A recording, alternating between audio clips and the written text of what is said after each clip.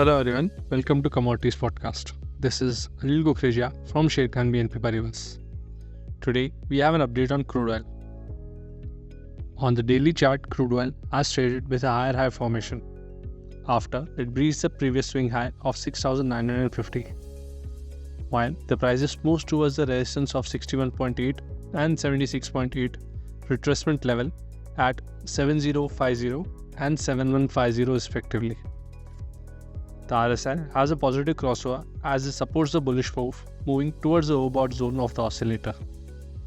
Therefore, till the prices sustain above the yesterday's low, prices should be seen as a buy on dip strategy and should target the level of 7,100 and 7,150 for the coming session, with a reversal below the level of 6,950.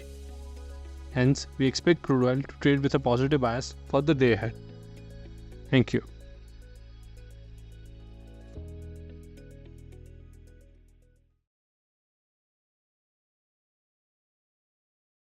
Investment in securities market are subject to market risks. Read all the related documents carefully before investing.